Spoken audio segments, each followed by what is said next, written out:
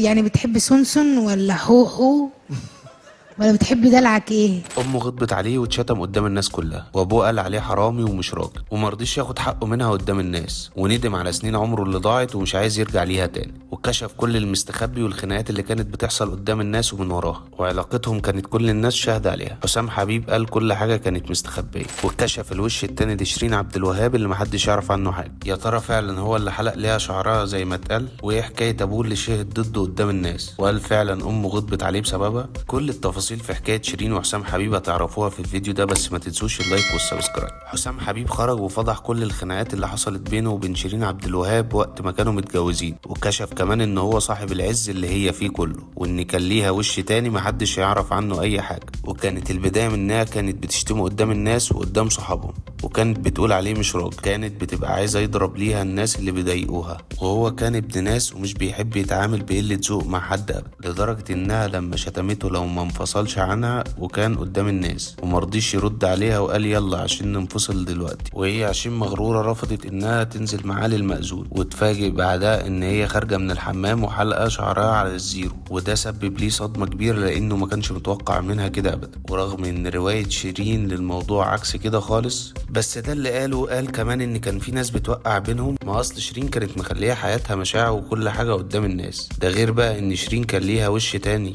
ولما بتتعصب بتتحول ومحدش بيعرف يقف قصادها. والدكتور اللي كان بيصلح العلاقة بينه وبينها قال اول ما تلاقيها متعصبة امشي من قدامها. ومرة وهي متعصبة والناس موقعة بينهم طلبت منه انه يسيب شغلها ويبقى ملوش اي دعوة بيها، وهو قرر وقتها يشتغل على نفسه، وعمل اغنية ليه، واول ما سمعتها اتعصبت عليه واتهمته انه بيعمل لنفسه شغل احسن منها ومش بيحب ليها الخير، وقعدت تعيط. ده كله كوم، واللي حصل بين حسام واهله بسبب شيرين كوم تاني. وامه غضبت عليه بسبب ان سيرتها جت على لسان الناس في الخناقة اللي بينها وبين مراته. ومش بس كده، لانه ما ردش على اي حاجه اتقالت، وما كانش عايز يرد على اللي شيرين بتقوله في كل حته، وان امه هي اللي ممشياه. ومرات اخوه اتخانقت معاه بسبب انهم مكسوفين انهم قرايب. وكمان اللي زود الموضوع ابوه اللي ما كانش بيكدب اي كلمه لشيرين، واللي طلع وقال عليه حرامي، وان شيرين عايزه راجل وان هو مش كده. وده خلاه بقى يقرر انه ما يتكلمش مع ابوه تاني ابدا، والعلاقه بينهم تبقى انتهت. انتوا بقى بعد ما حسام حبيب اتكلم شايفين هو الصح ولا شيرين عبد الوهاب؟